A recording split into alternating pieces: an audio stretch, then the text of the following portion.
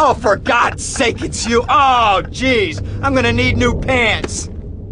Hey, those psychos from up north, they've been on the horn, and they're coming down here soon. Now where is the goddamn money? Relax, relax. We're not at that part yet. Oh, I thought that you were taking care of this. I really did.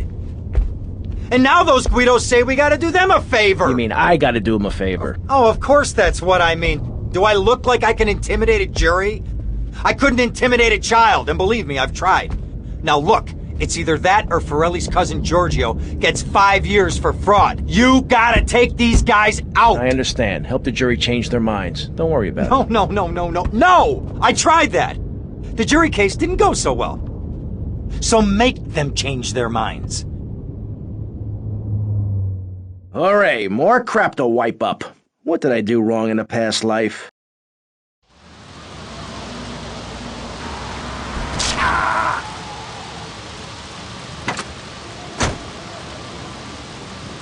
Dumb Florida moron.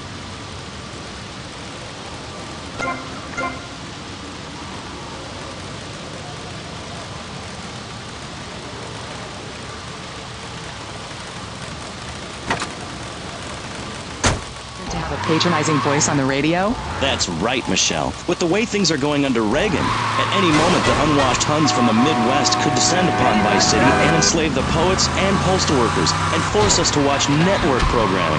That is a frightening thought. But like many things in life, you can throw money at something and feel better about yourself. VCPR is your public radio station, but you have to open your wallets. That's right. If you pledge at the $1,000 level, you'll get tickets for In the Future There Will Be Robots at the Vice City Arts Center. People who see that show say it's difficult to put into English. That must mean it's spectacular. Yes, but if you don't give money to VCPR, we could be thrown back to the Stone Age. Liberals will be set on fire in the streets. Give now. Let's return to pressing issues. Over to you, Maurice, in the studio. Useless, talentless asshole. You're correct. He is an asshole. I love those guys. Really professional and living proof that all of the best talent isn't on commercial networks. These people do it for love, because they have integrity, just like me. We're back with pressing issues. I'm Maurice Chavez, winner of 5 public radio awards in the Vice City area, including the Best Voice. On this show, we take complex issues and boil them down to simple ones you can understand. On this segment of the show, we are discussing morality. Since the beginning of time, man has asked questions. Why are we here? What time is it? And is there a place around here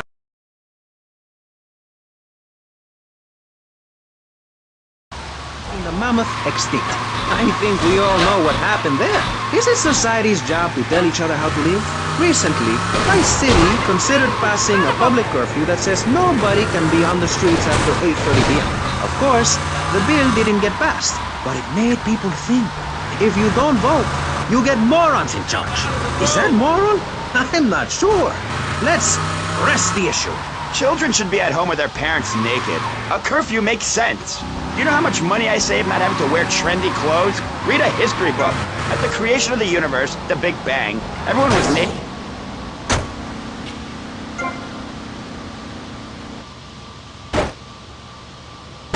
I'm the only one who's been waiting for.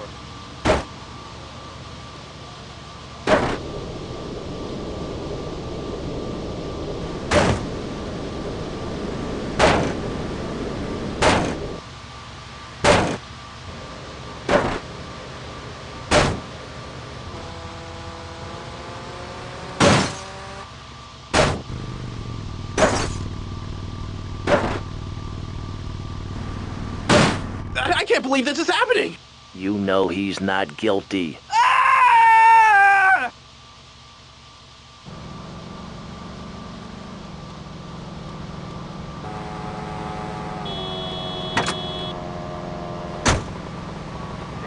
Thanks very much. Now, if you could get back behind that divider, Barry, please. Otherwise, I'm going to have to ask you to leave. Thank you. Now sit down. On pressing issues, we think it is very important to respect one another, to treat each other like we would like to be treated. I want a hug. If you don't like the United States, son, why don't you move to Russia? I don't understand people in America today. They call this a Cold War, but it's hotter than hell. Mark my words, any day now you're sitting in school passing notes and talking about the prom, when suddenly you look out the window and there are Russian paratroopers dropping in to take over. What can you do? Run into the woods with your friends? Call yourselves the Wolverines? Put twigs in your hair and try to beat back the Ruskies?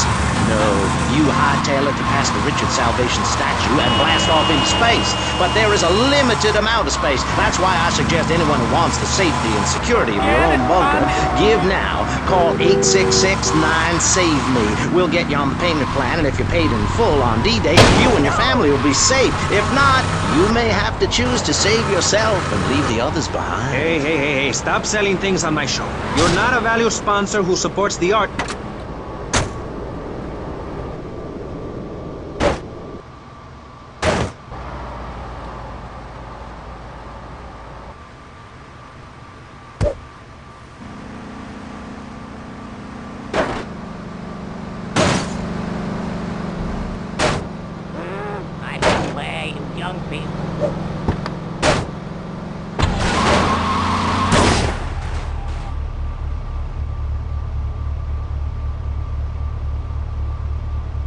Yo, man, I still got payments to make on this! Oh, please, God! Someone help me! Yo, you wanna drown, man?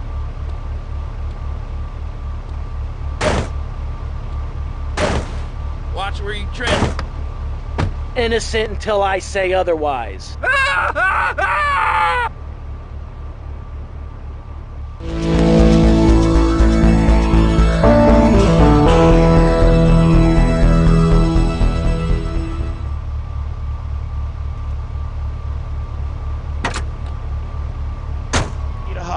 There's another example of immorality in this city. Public showing of affection. People think we want to see them making out and carrying on. I understand your hormones rage like a wild animal and you want to ravage one another like there's no tomorrow, but you have to ignore what your body is telling you and work for a higher calling, like construction. We're building a statue and we need your help. Call me now. You know, pretty soon you won't be able to tell who's a human and who's an android. Why, the corporation is working on it right now. I know, I read about it. I tell my kids not to kiss other kids at school. It might be an android, suck your brains out. You must have seen the mini-series event on television. I read it in a book. We've got to stop looking at the stars, all this science fiction, and focus on the family. Now, if you really want to...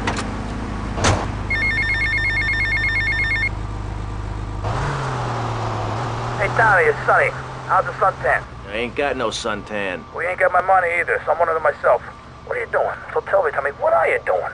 I'm looking for the money, Sonny. Don't worry. I am worrying, Tommy. That's my style, because I seem to have this problem in my life with unreliable people. Don't be an unreliable person, Tommy, please. Do us both a favor. I'm looking forward to hearing from you.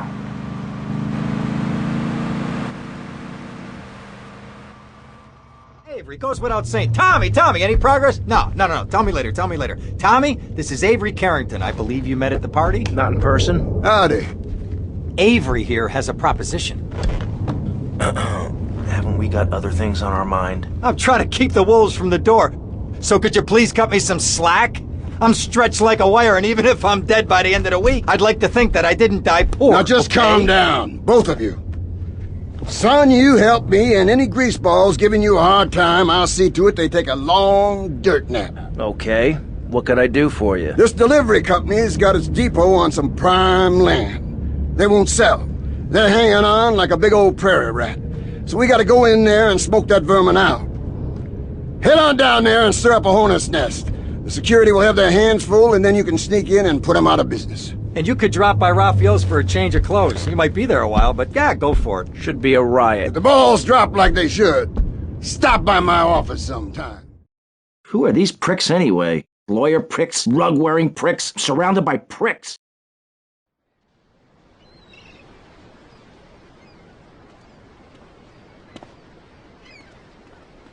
Get your head out of your ass.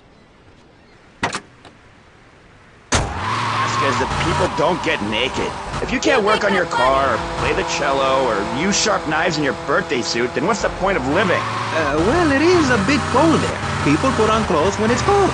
We evolved without a warm covering of hair. That's a lie, sir. We come from the great meteor of truth. Clothes are a habit, like shaving and taking out the trash. As soon as you stop, you realize what a prisoner you were to society and the twisted state of morality. People think that nudists are immoral. Well, we're not. I'm married, I love my wife.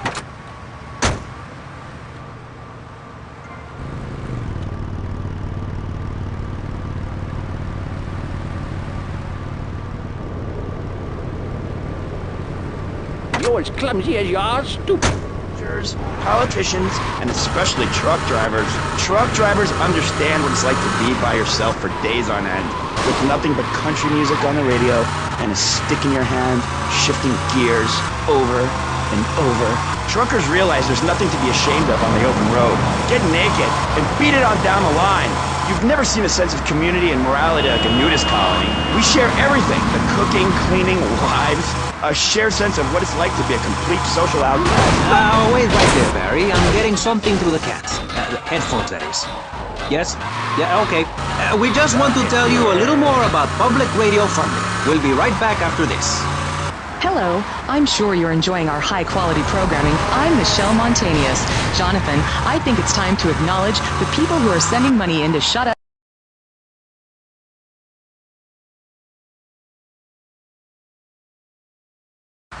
Mean bitch. I hope she dies an agonizing death. Absolutely, Michelle. And remember, if you want us to wish you well, dig deep and dig soon. That's right. At any moment...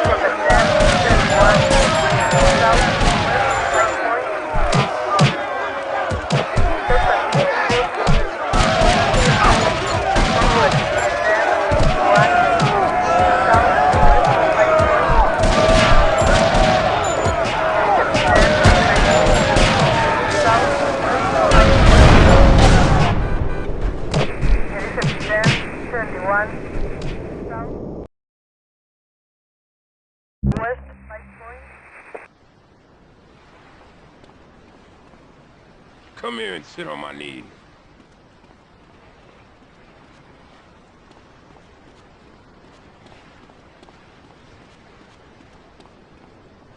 Cálmate. Where are you going, man? Watch out.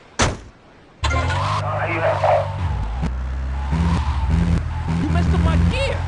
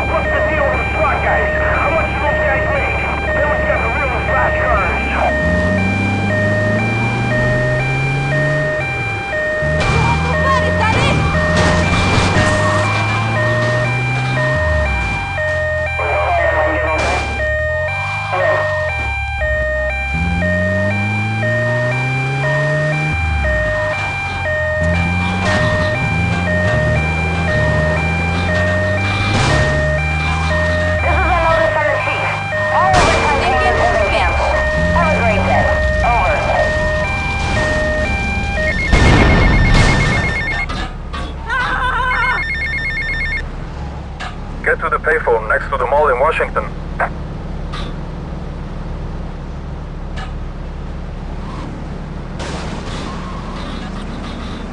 Give me some Can food you now. smell me?